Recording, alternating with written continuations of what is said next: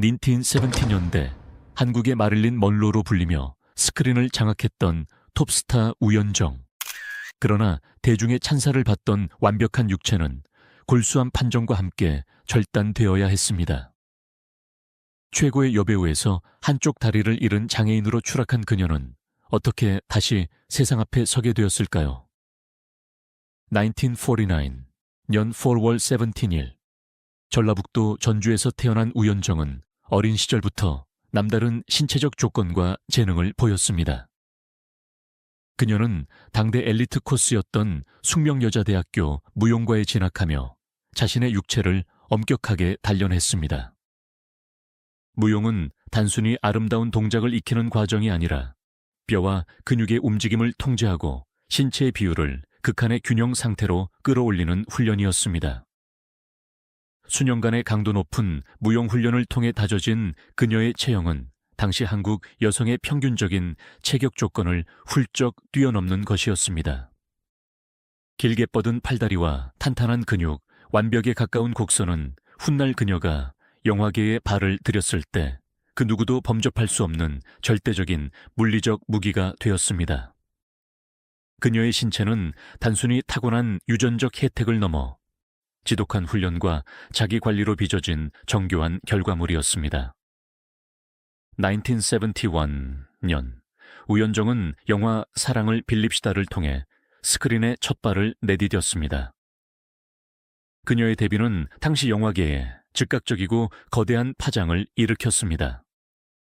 청순 가련하거나 비련의 여주인공이 주류를 이루던 시대에 우연정은 자신의 신체적 강점을 전면에 내세우는 전공법을 택했습니다.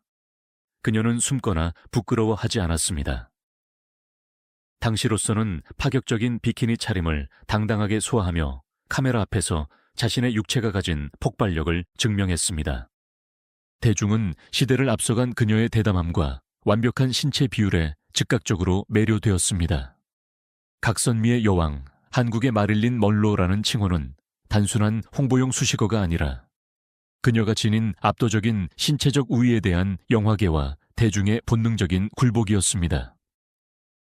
우연정이라는 이름은 곧 시각적 쾌락이자 흥행을 보장하는 가장 확실한 브랜드로 자리 잡았습니다.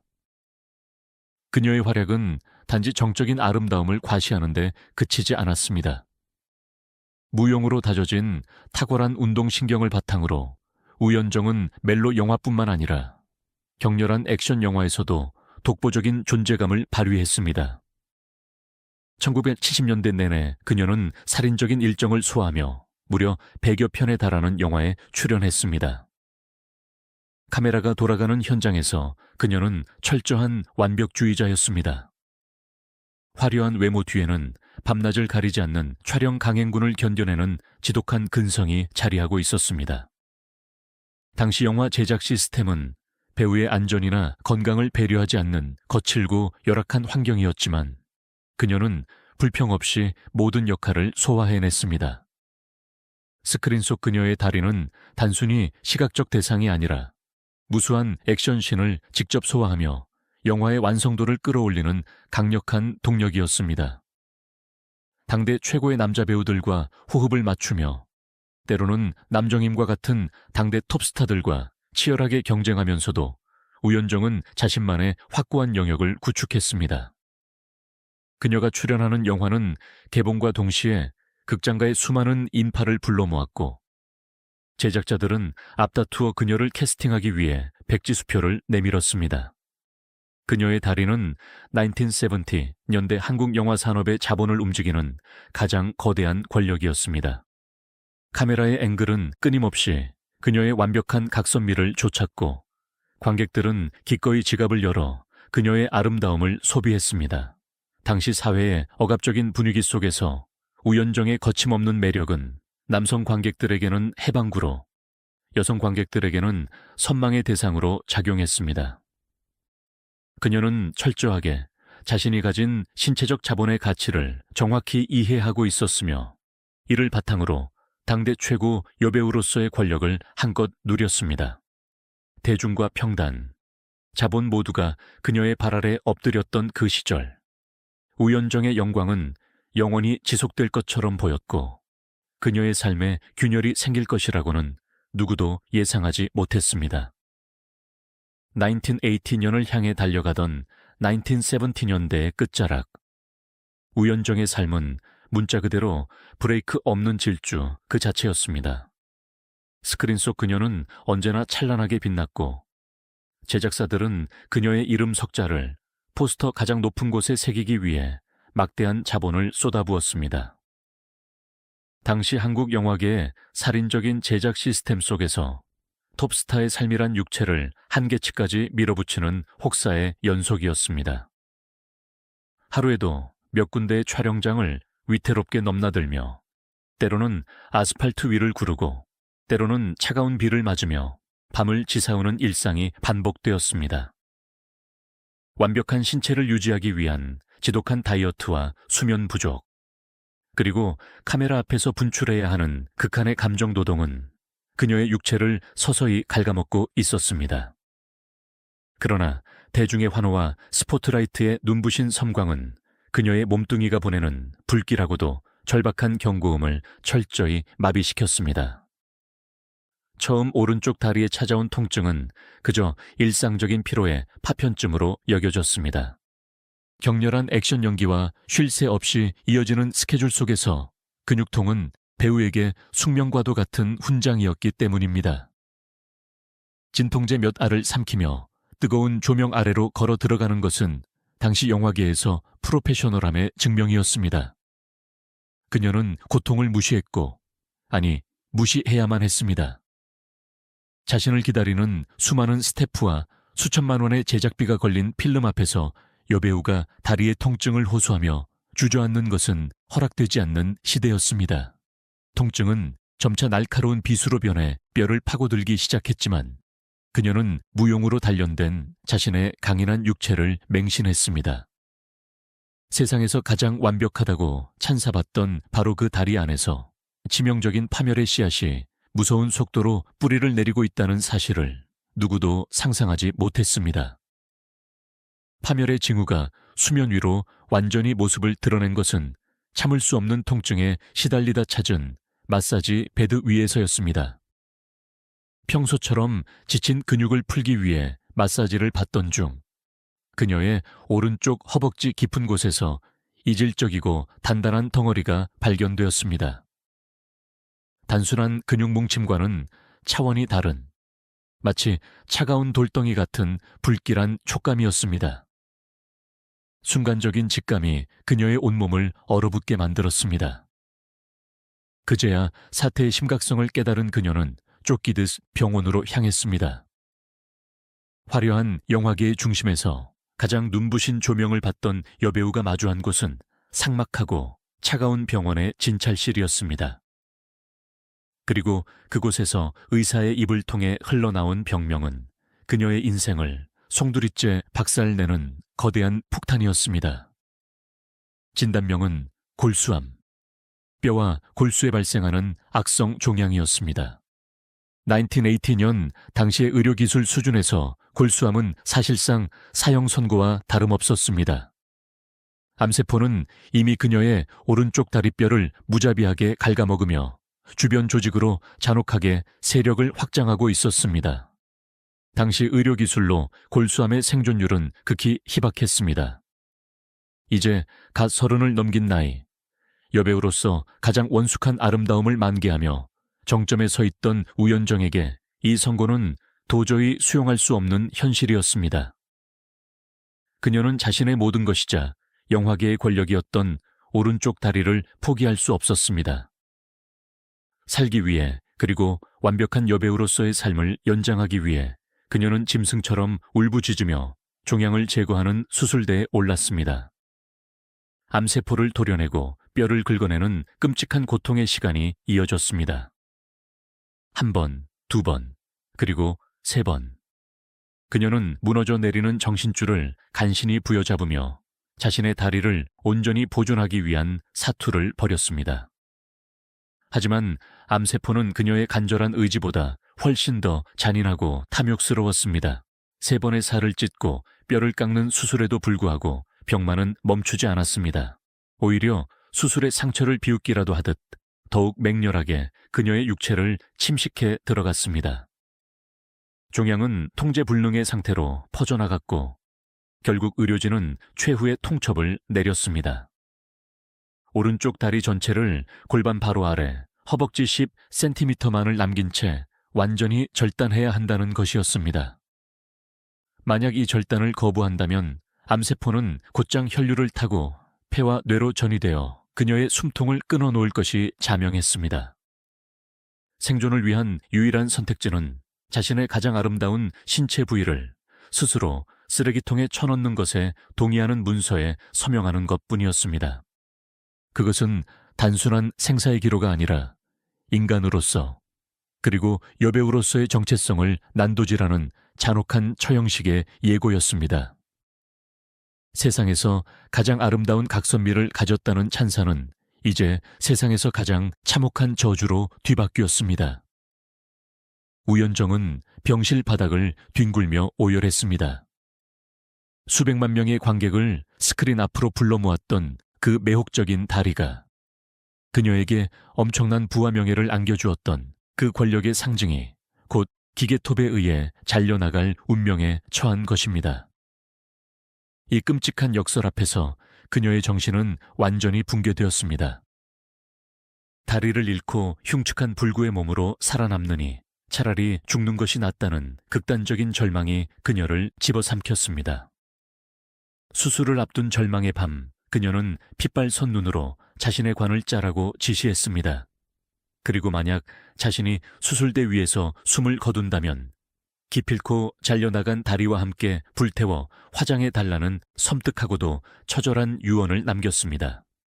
그것은 다리 없는 반쪽짜리 육체로는 결코 세상에 존재하지 않겠다는 여배우로서의 마지막 남은 서글픈 자존심이었습니다. 우연정의 골수한 판정과 다리 절단 수술 소식은 1980년 대한민국 전체를 발칵 뒤집어 놓았습니다. 모든 신문과 잡지의 온해면은 이 비극적인 여배우의 몰락으로 도배되었습니다. 대중은 충격과 경악에 휩싸였고 언론은 화려했던 톱스타가 어떻게 끔찍한 질병의 제물이 되었는지를 자극적이고 관음증적인 시선으로 묘사하며 활자를 쏟아냈습니다. 병원 앞은 그녀의 마지막 온전한 모습을 포착하려는 사진 기자들과 사실 확인을 위해 몰려든 인파로 아수라장이 되었습니다. 세상은 철저하게 구경꾼의 입장에서 완벽했던 여신이 재단 위에서 희생당하는 비극적 스펙터클을 소비하고 있었습니다.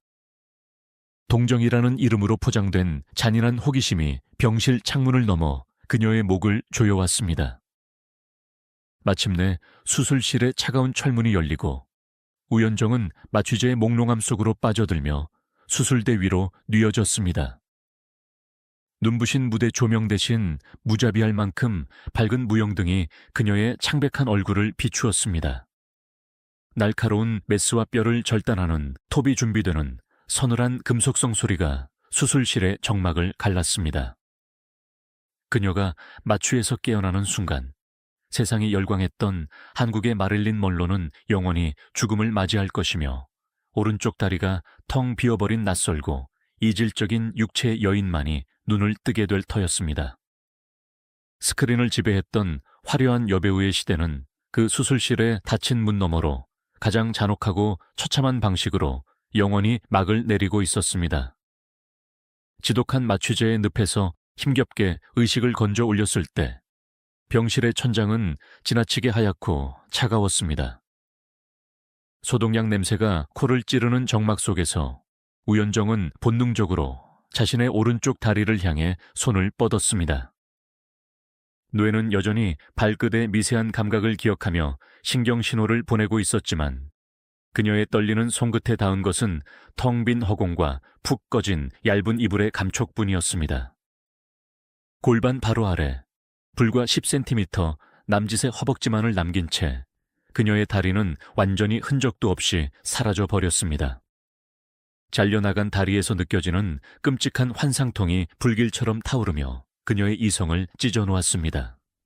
존재하지 않는 발가락이 끊어질 듯 아프고 사라진 종아리에 쥐가 나는 듯한 기괴한 고통 속에서 그녀는 자신이 이제 영원히 불완전한 육체로 살아가야 한다는 짐승 같은 현실을 직시해야 했습니다. 비명조차 제대로 나오지 않는 참혹한 상실감 속에서 70년대 가장 빛나던 스크린의 여신은 한 마리 상처 입은 새처럼 침대 위에서 파르르 떨고 있었습니다. 병실 밖의 세상은 그녀의 비극을 철저하게 소비할 준비를 마친 상태였습니다. 화려한 조명 아래서 수백만 명의 찬사를 받던 여배우가 하루아침에 한쪽 다리를 잃은 중증 장애인이 되었다는 사실은 당시 언론과 대중에게 자극적인 가십이자 잔인한 구경거리였습니다. 사람들은 혀를 차며 동정을 표했지만 그 동정의 이면에는 이제 우연정의 시대는 끝났다는 싸늘한 사형 선고가 숨어 있었습니다. 여배우에게 육체란 곧 생명이자 권력이었던 시대, 완벽한 각선미를 무기로 정상에 섰던 그녀에게 다리의 상실은 곧 존재 가치의 완벽한 소멸을 의미했습니다. 영화 관계자들은 조심스럽게 그녀의 은퇴를 기정사실화했고, 대중은 비극적인 결말을 맞이한 몰락한 여배우의 마지막 모습을 관음증적인 시선으로 훔쳐보았습니다. 휠체어에 의지한 채 텅 빈 바지 한쪽을 펄럭이며 병원 복도를 지나는 그녀를 향해 쏟아지는 시선들은 때로는 날카로운 메스보다 더 깊숙이 그녀의 자존심을 난도질했습니다. 육체를 잃은 절망감은 수시로 그녀를 죽음의 문턱으로 등 떠밀었습니다. 밤이 되면 어김없이 찾아오는 환상통과 항암 치료의 끔찍한 부작용 속에서 그녀는 수없이 자살을 생각했습니다. 거울 속에 비친 자신의 기형적인 몸뚱이를 마주할 때마다 과거 화려한 비키니를 입고 당당하게 카메라 앞을 거닐던 자신의 모습이 환영처럼 겹쳐지며 미칠 듯한 괴리감을 만들어냈습니다. 가장 아름다웠기에 그 추락의 깊이는 상상을 초월할 만큼 깊고 어두웠습니다. 세상은 그녀가 대중의 시선이 닿지 않는 어두운 골방에 숨어 과거의 영광을 그리워하며 평생 눈물로 지사을 것이라 지레 짐작했습니다. 신체가 훼손된 여배우가 할 수 있는 선택은 세상으로부터 완벽하게 자신을 격리시키고 서서히 잊혀지는 것뿐이라고 모두가 믿어 의심치 않았습니다. 하지만 세상은 우연정이라는 여자가 가진 자존심의 크기를 철저히 오판했습니다. 그녀는 값싼 동정의 대상으로 전락하여 사람들의 기억 속에서 서서히 썩어가는 길을 단호히 거부했습니다. 살점과 뼈가 잘려나가는 끔찍한 고통 속에서도 그녀의 영혼 깊은 곳에 자리한 여배우로서의, 그리고 인간으로서의 오기는 결코 꺾이지 않았습니다. 수술의 상처가 채 아물기도 전 독한 항암제로 인해 머리카락이 한 움큼씩 빠져나가는 처절한 투병 생활 속에서 그녀는 펜을 들었습니다. 죽음의 공포와 육체적 상실감을 낱낱이 기록했던 자신의 투병 일기를 바탕으로 직접 영화 시나리오를 써 내려가기 시작한 것입니다.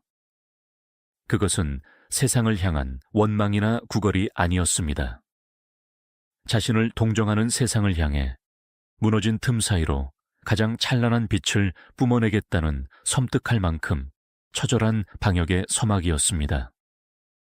수술 후 불과 1년이 지난 1981년 모두가 끝났다고 말했던 우연정은 기적처럼 다시 영화 촬영장으로 돌아왔습니다. 그녀가 직접 대본을 쓰고 주연을 맡은 영화, 그대 앞에 다시 서리라였습니다. 이 작품은 단순한 영화적 복귀를 넘어선 인간 우연정의 뼈 깎는 자전적 고발이자 세상에서 가장 잔혹한 다큐멘터리였습니다. 촬영장에 나타난 그녀는 목발의 의지에 간신히 서 있는 상태였고 항암 치료로 인해 몸은 쇠약해질 대로 쇠약해져 있었습니다. 그러나 카메라 렌즈 앞을 응시하는 그녀의 눈빛만큼은 70년대를 호령하던 그 어떤 전성기 시절보다도 강렬하고 압도적이었습니다. 감독과 스태프들은 차마 그녀에게 가혹한 연기를 요구하지 못하고 주저했지만 그녀는 단호했습니다. 대역은 철저히 배제되었고 오직 우연정 자신의 피 묻은 몸뚱이만이 프레임 안을 채웠습니다. 가장 충격적이고 위대한 순간은 그녀가 자신의 절단된 다리를 스크린 앞에 적나라하게 공개한 장면이었습니다. 그녀는 치부를 숨기기 위해 긴 치마나 담요로 몸을 가리는 비겁함을 선택하지 않았습니다. 과거 수백만 남성의 가슴을 설레게 했던 매혹의 아이콘이 참혹하게 잘려나간 자신의 오른쪽 허벅지를 카메라의 무자비한 렌즈 앞에 가감없이 드러냈습니다. 흉터가 선명한 짧은 몽당 다리, 위태롭게 삐걱거리는 목발 소리, 넘어지고 고꾸라지며 바닥을 뒹구는 그녀의 모습은 그 어떤 공포 영화보다도 관객들에게 묵직한 충격과 서늘한 고통을 안겨주었습니다. 그것은 보라. 이것이 너희가 칭송하던 완벽한 여신의 진짜 모습이다. 라고 외치는 듯한 기괴하고도 숭고한 육체의 전시였습니다. 치명적인 상처를 숨기지 않고 오롯이 예술로 승화시킨 이 행위는 신체의 결손이 결코 영혼의 결손일 수 없음을 증명하는 가장 폭발적인 시각적 선언이었습니다. 영화 그대 앞에 다시 서리라가 개봉하자 극장 안은 오열하는 관객들의 눈물바다로 변했습니다. 스크린 속 그녀의 모습은 너무도 날것이었고 살아남기 위한 처절한 몸부림은 관객들의 숨통을 조여왔습니다. 대중이 흘린 눈물은 한때 아름다웠던 여배우의 몰락에 대한 값싼 동정이 아니었습니다. 그것은 잔인한 운명 앞에서도 결코 무릎 꿇지 않고 자신의 상처를 똑바로 마주한 한 인간의 압도적인 존엄성에 대한 경외의 눈물이었습니다. 육체의 반을 잃어버렸지만 그녀는 자신의 가장 깊은 수치와 고통을 불태워 스크린 위에서 다시 한번 완벽하게 부활했습니다. 그녀는 영화 속에서 뼈가 부서지는 고통을 견디며 스스로 목발을 짚고 일어섰듯 현실의 냉혹한 시선들 사이를 당당하게 가로지르며 자신이 아직 살아있음을 만천해 증명해 냈습니다. 1981 년 제20회 대종상 영화제 시상식장. 화려한 드레스 대신 목발을 짚고 단상에 오른 우연정에게 쏟아진 플래시 세례와 기립 박수는 그 어떤 여우주연상의 환호보다 거대하고 엄숙했습니다. 대종상 특별상이라는 트로피는 단순한 연기상이 아니었습니다. 그것은 죽음의 문턱에서 살아 돌아와 자신의 상처를 기꺼이 대중 앞에 바친 위대한 생존자에 대한 헌사이자 편견의 장벽을 부셔버린 투사를 향한 경배였습니다. 단상에 선 그녀는 울지 않았습니다. 그녀는 이 영화가 자신을 동정하는 세상에 던지는 마지막 작별 인사라는 것을 알고 있었습니다. 우연정은 스스로 자신의 화려했던 과거에 마침표를 찍었습니다. 비극에 잡아먹힌 희생자가 아니라 스스로 비극을 통제하고 지배한 승리자로서 스크린의 재단에서 당당히 걸어 내려왔습니다. 가장 치명적인 상처를 세상에 내보임으로써 여배우 우연정은 영원한 전설로 남았고 이제 목발을 쥔 진짜 인간 우연정의 상상조차 할 수 없는 가혹한 현실에 제2막이 기다리고 있었습니다. 대종상 영화제의 눈부신 조명과 사람들의 뜨거운 기립박수가 끝난 후 무대에서 내려온 우연정을 기다리고 있는 것은 지독하리만치 차갑고 정적만이 감도는 현실이었습니다. 영화 그대 앞에 다시 서리라를 끝으로 스스로 스크린과의 영원한 결별을 선언한 그녀 앞에는 여배우로서의 화려한 대본 대신 목발의 의지에 남은 생을 버텨내야 하는 중증 장애인으로서의 가혹한 일상만이 놓여 있었습니다. 카메라 앞에서는 초인적인 의지로 고통을 예술로 승화시켰지만 조명이 꺼진 방 안에서 그녀는 여전히 밤마다 환상통에 시달리며 잘려나간 다리의 허상을 움켜쥐고 오열하는 상처 입은 여인이었습니다. 대중은 그녀의 용기 있는 은퇴에 찬사를 보냈지만 그 찬사는 금세 휘발되었고 그녀는 철저한 고립 속으로 빠져들었습니다. 신체의 절반을 잃어버린 여인에게 세상의 문턱은 너무도 높았고 홀로 견뎌내야 하는 외로움은 뼈를 깎는 항암 치료의 고통만큼이나 그녀의 영혼을 깊게 병들게 하고 있었습니다. 바로 그 짙은 절망의 늪에서 허우적대던 1982년 그녀의 삶에 동화줄처럼 한 남자가 등장했습니다. 사업가 민동기였습니다. 그는 한쪽 다리를 잃고 스스로를 기형적이라고 자학하며 세상과 담을 쌓아가던 우연정에게 다가와 기꺼이 그녀의 잃어버린 반쪽 다리가 되어주겠다고 약속했습니다. 완벽했던 육체가 훼손된 이후 다시는 누군가에게 온전한 사랑을 받을 수 없을 것이라 체념했던 그녀에게 그의 구애는 단순한 사랑을 넘어선 맹목적인 구원이자 종교와도 같았습니다. 자신의 흉측한 상처마저 껴안겠다는 남자의 맹세 앞에서 우연정의 굳게 닫혔던 마음은 무장해제되었습니다. 대중과 언론은 이들의 결합을 두고 장애를 뛰어넘은 숭고한 사랑, 동화 같은 해피엔딩이라며 대서특필했습니다. 비극의 나락으로 떨어졌던 톱스타가 헌신적인 사랑을 만나 새로운 가정을 꾸린다는 서사는 세상이 가장 소비하기 좋아하는 완벽한 미담이었습니다.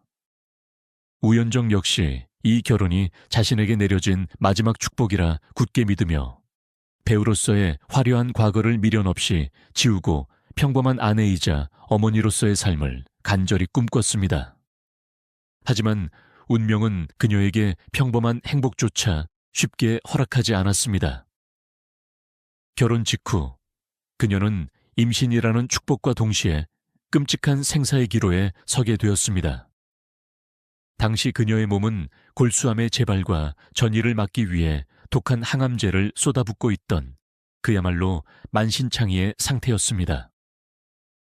의료진은 경악하며 당장 임신을 중단할 것을 권고했습니다. 항암 치료 중인 중증 환자가 아이를 가지는 것은 기형아 출산의 위험을 떠나 산모인 우연정 자신의 목숨을 직접적으로 내놓아야 하는 자살 행위나 다름없었기 때문입니다. 하지만 우연정은 단호히 낙태를 거부했습니다. 신체의 일부가 잘려나가고 죽음의 문턱을 넘나들었던 그녀에게 자신의 뱃속에서 고동치는 새로운 생명은 육체의 결손을 극복하고 자신이 온전한 인간으로서 존재함을 증명하는 가장 경이로운 기적이었습니다. 그녀는 치료마저 중단한 채 목숨을 걸고 아이를 지켜내기로 결심했습니다. 한쪽 다리만으로 점점 무거워지는 배를 지탱하는 것은 끔찍한 육체적 형벌과도 같았습니다. 무게중심이 무너지면서 남은 왼쪽 다리와 허리에는 살이 찢어지고 뼈가 으스러지는 듯한 하중이 가해졌고 의족조차 제대로 착용할 수 없어 온종일 방 안을 기어 다녀야만 했습니다.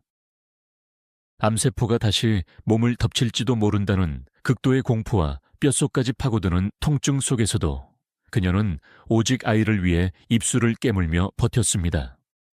그리고 마침내 의학적 상식을 비웃기라도 하듯 그녀는 기적적으로 건강한 첫째 딸을 품에 안았습니다.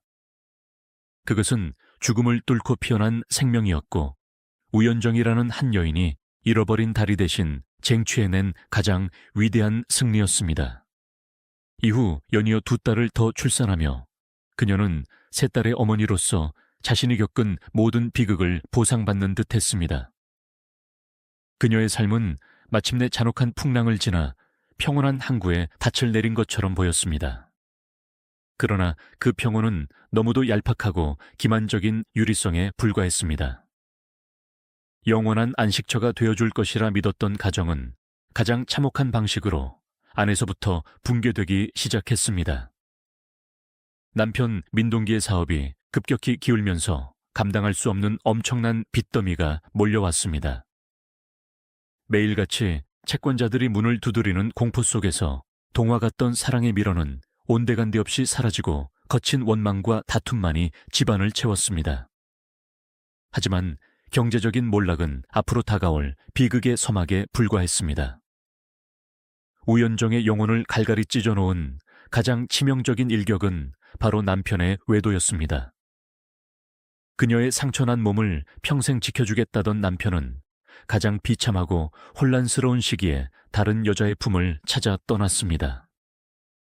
그것은 다리를 잘라낼 때의 고통보다 수백 배는 더 잔인하고 교묘한 칼날이 되어 그녀의 심장을 난도질했습니다.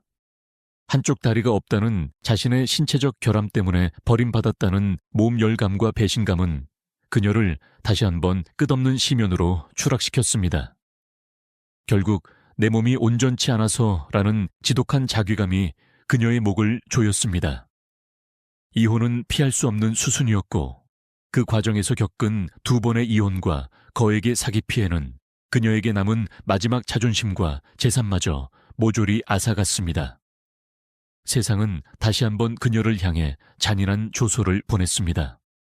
한때 최고의 톱스타에서 장애인으로, 그리고 이제는 남편에게 버림받고 파산한 빈털터리 이혼녀로 전락한 그녀의 기구한 운명을 두고 사람들은 값싼 가십거리로 삼아 혀를 찼습니다.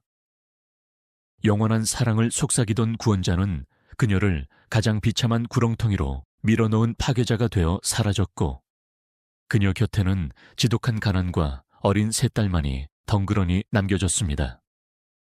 모든 것이 잿더미로 변해버린 1980 연대 후반, 우연정은 선택을 해야만 했습니다. 이대로 무너져 세상의 조롱거리로 비참하게 생을 마감할 것인가, 아니면 피투성이가 된 몸을 이끌고 다시 한번 지옥불 속으로 걸어 들어갈 것인가. 그녀에게는 자신을 바라보는 굶주린 3마리의 어린 새끼들이 있었습니다. 그녀는 3딸을 살리기 위해 자신에게 덧씌워진 비운의 톱스타라는 허울 좋은 껍데기를 가차없이 찢어버렸습니다. 화려한 실크 드레스를 걸치던 갸녀린 어깨에 허름한 앞치마를 두르고 그녀는 인천의 한 구석에 작고 허름한 식당을 열었습니다. 그것은 과거의 자아를 완전히 죽이고 오직 짐승 같은 생존 본능만으로 무장한 어머니로서의 처절한 부활이었습니다. 식당 일은 한쪽 다리만으로 감당하기에는 상상을 초월하는 육체적 형벌이었습니다. 불을 다루고 펄펄 끓는 뚝배기를 나르며 쉴 새 없이 홀과 주방을 오가는 일은 온전한 신체를 가진 사람에게도 고된 노동이었습니다. 의족을 착용하기 어려운 상태였기에 그녀는 오직 낡은 목발 하나와 성한 왼쪽 다리에 온몸의 체중과 삶의 무게를 모두 싣고 위태롭게 주방을 누볐습니다. 밤이 되면 남은 한쪽 다리는 터질 듯이 부어올랐고 목발을 짚느라 짓무른 겨드랑이에서는 피고름이 배어나왔습니다. 식당을 찾는 손님들 중에는 그녀를 알아보고 신기한 듯 쳐다보며 과거의 스캔들을 들먹이는 이들도 있었지만 그녀는 모멸감을 씹어삼키며 묵묵히 미소로 손님을 맞았습니다. 수백만 명을 호령하던 여배우의 우아함은 사라졌지만 그 자리에는 새끼를 지키기 위해 세상의 어떤 수모와 고통도 묵묵히 감내하는 강인하고 억센 어머니의 거대한 위엄이 자리 잡고 있었습니다. 화려한 조명은 꺼졌고 곁을 지키던 남편도 떠났지만 땀과 고깃기름에 전 앞치마를 두르고 한쪽 다리로 당당하게 서 있는 우연정은 그 어느 때보다도 맹렬하게 자신의 삶을 부여잡고 싸우고 있었습니다. 인천의 작은 식당 안은 매일같이 치열한 생존의 전쟁터였습니다. 한때 최고급 레스토랑의 VIP석에 앉아 샴페인 잔을 기울이던 우연정은 이제 매캐한 연기와 기름때로 얼룩진 주방 한 구석에서 쪼그려 앉아 팔을 다듬고 설거지를 했습니다. 한쪽 다리만으로 몸통을 지탱하며 장시간 노동을 하는 것은 그녀의 남은 육체를 잔혹하게 마모시켰습니다. 허리와 골반은 비틀어졌고 체중을 고스란히 받아내야 하는 왼쪽 무릎의 연골은 빠르게 닳아 없어졌습니다. 하루 장사를 마치고 셔터를 내리면 그녀는 주방 바닥에 쓰러지듯 누워 가쁜 숨을 몰아쉬었습니다. 하지만 그녀를 가장 고통스럽게 한 것은 육체적 한계가 아니라 과거의 영광을 기억하는 사람들의 날카로운 시선과 무례한 참견이었습니다. 식당을 찾는 일부 손님들은 호기심 어린 눈빛으로 그녀의 짧아진 바짓단을 흘끔거렸고 그 예쁘던 우연정이 어쩌다 이렇게 됐느냐. 남편 복도 지질이 없다며 함부로 동정과 조소를 섞어 던졌습니다. 그럴 때마다 속에서는 피눈물이 솟구쳤지만 그녀는 입술을 꽉 깨물고 더 깊이 고개를 숙이며 억지로 미소를 지어 보였습니다. 자존심을 굽히는 일은 뼈를 깎아내는 수술보다 더 큰 모멸감을 주었지만 그녀에게는 목숨보다 소중한 3딸의 생계가 그 알량한 자존심보다 훨씬 더 무겁고 절박했습니다. 그러나 우연정은 단지 세 딸을 먹여 살리기 위해 자신의 모든 것을 희생하는 비련의 어머니로만 머물지 않았습니다. 식당 바닥에서 피땀을 흘리며 치열하게 생계를 꾸려가는 와중에도 그녀의 마음속에는 또 다른 거대한 불꽃이 자라나고 있었습니다. 그것은 바로 자신과 같은 처지에 놓인 장애인들을 향한 맹렬한 연대감이자 분노였습니다. 다리를 잃고 가장 밑바닥까지 추락해본 그녀는 이 사회가 장애인을 얼마나 잔인하게 취급하고 철저하게 소외시키는지를 뼛속 깊이 깨달았습니다. 대중의 사랑을 받던 톱스타조차 장애를 입자마자 쓸모없는 폐기물 취급을 받으며 동정과 혐오의 대상이 되는데 이름 없는 평범한 장애인들이 겪어야 할 고통과 멸시는 오죽하겠는가. 우연정은 동정과 시의 대상표로 남기를 거부하듯 가혹한 현실에 짓눌려 숨죽이고 있는 수많은 장애인들을 위해 직접 목소리를 내기로 결심했습니다. 식당 일이 끝난 심야 시간, 그녀는 피곤에 지친 몸을 이끌고 책상 앞에 앉아 장애인 복지와 권리에 관한 책들을 읽고 또 읽으며 스스로를 무장하기 시작했습니다. 1980 연대 후반, 우연정은 본격적으로 장애인 인권운동의 최전선에 뛰어들었습니다. 단순한 기부나 봉사활동 수준이 아니었습니다. 그녀는 자신의 유명세와 아픈 과거를 철저하게 무기로 활용했습니다. 사람들은 여전히 다리를 잃은 비운의 여배우라는 프레임으로 그녀를 바라보았고 그녀는 기꺼이 그 프레임을 역이용했습니다.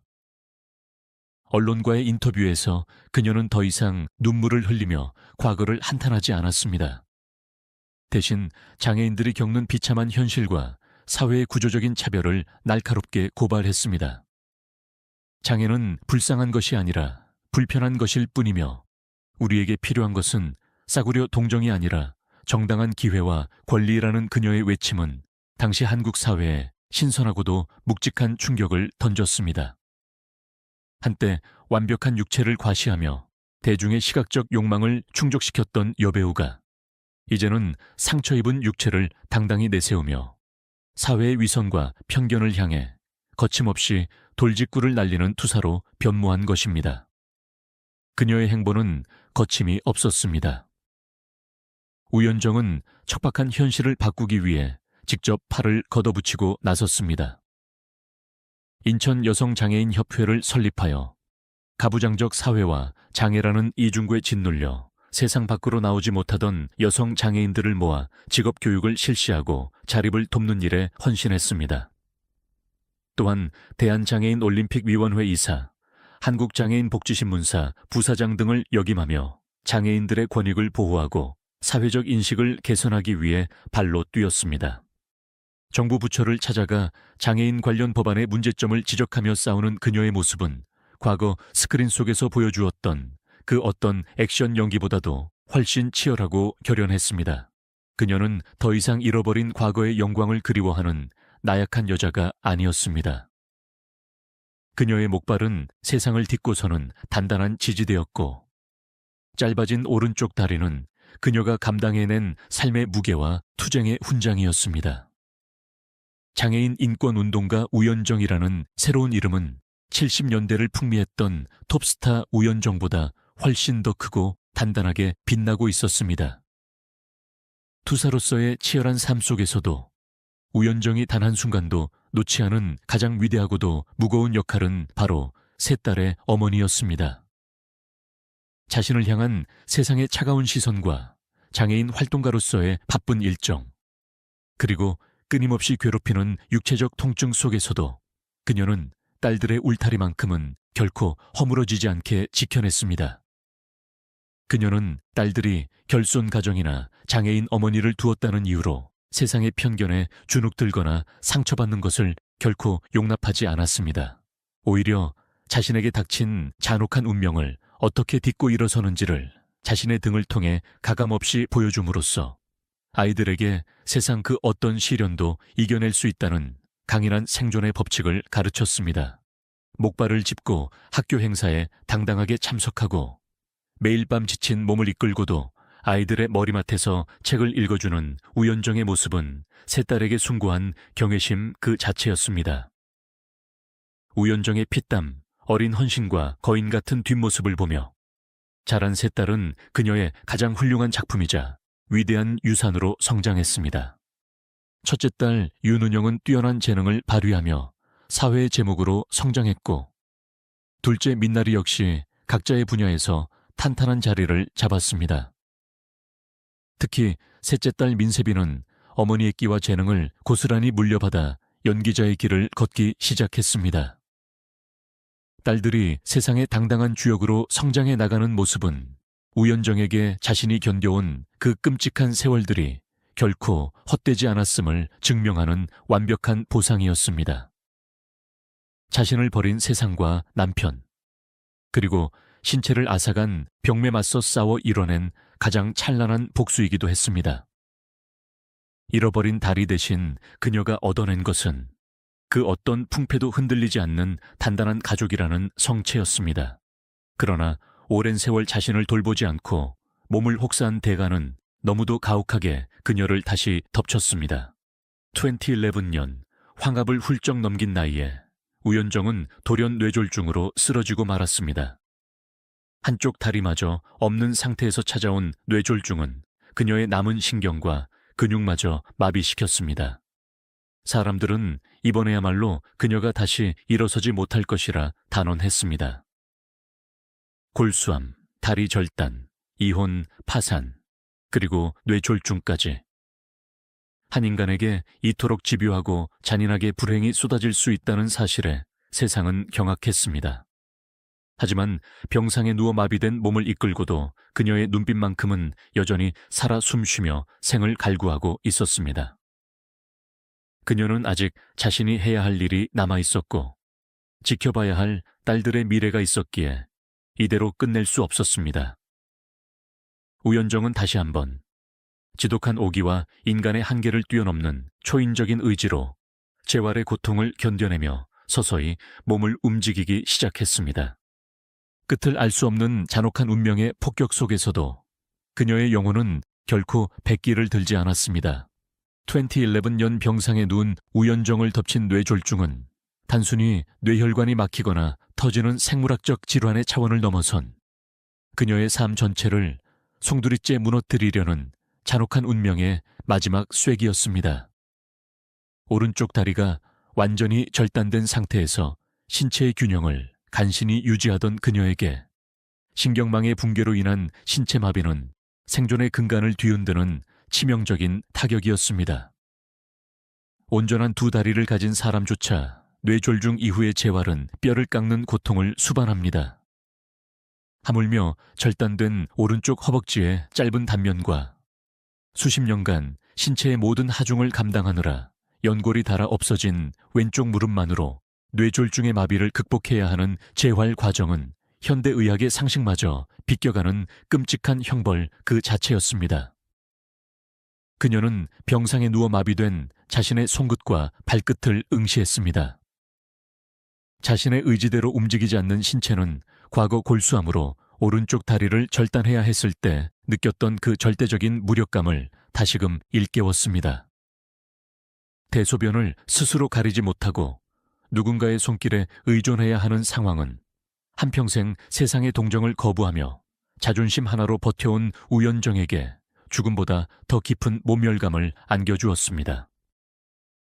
병실 천장을 바라보며 그녀는 자신이 평생을 바쳐 쌓아 올린 강인한 어머니이자 투사로서의 위험이 이토록 허망하게 무너져 내릴 수도 있다는 참혹한 현실과 마주해야 했습니다.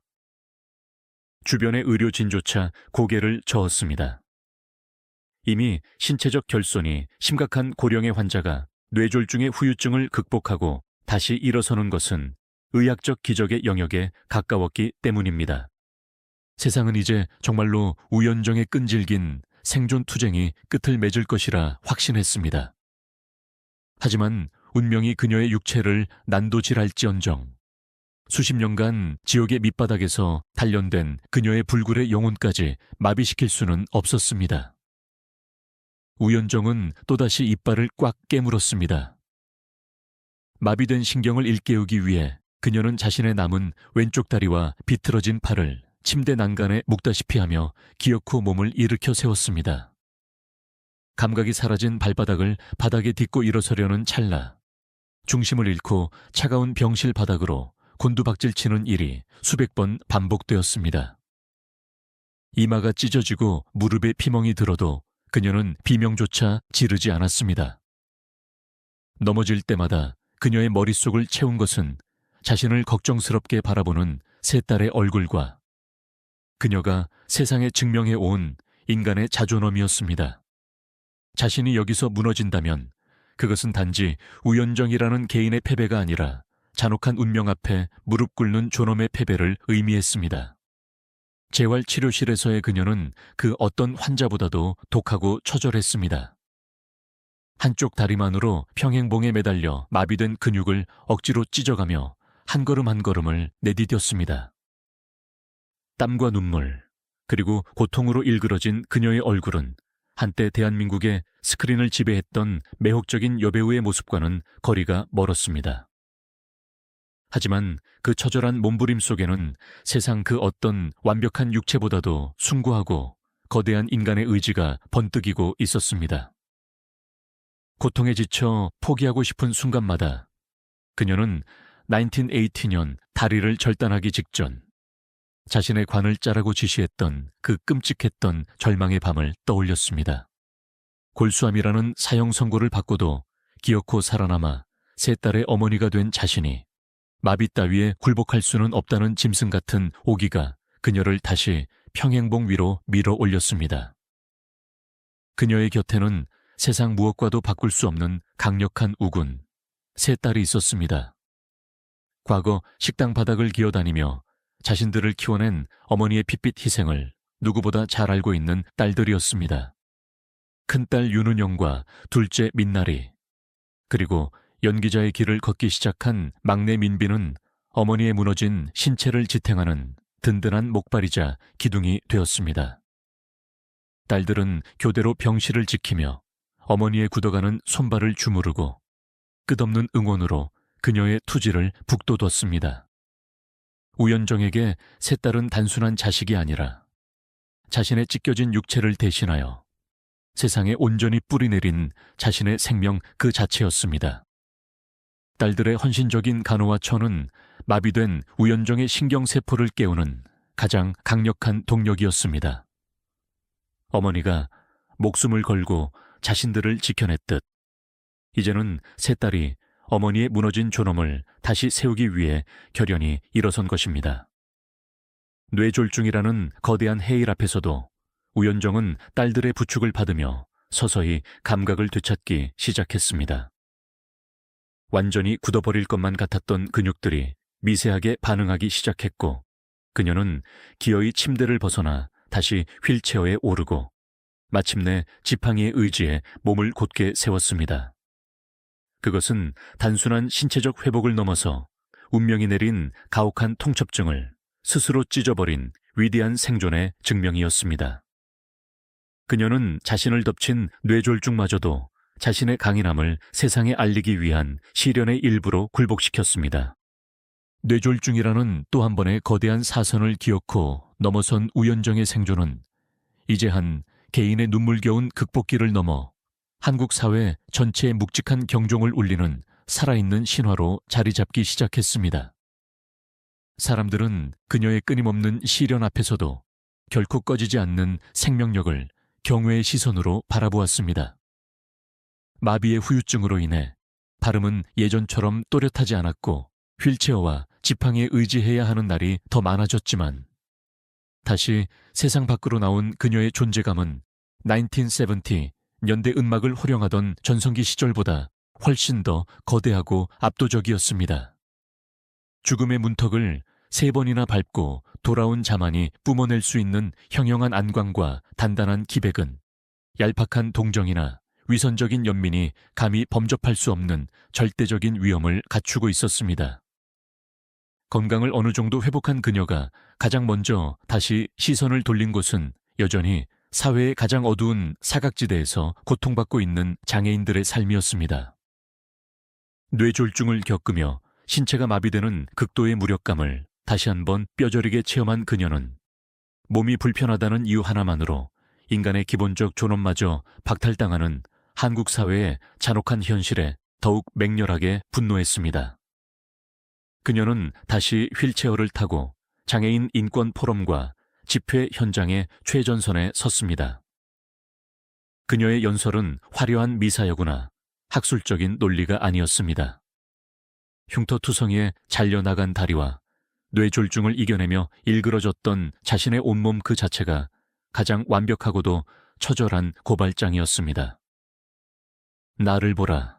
나는 다리를 잃었고 전 재산을 잃었으며 남편에게 버림받았고 뇌혈관마저 터졌다.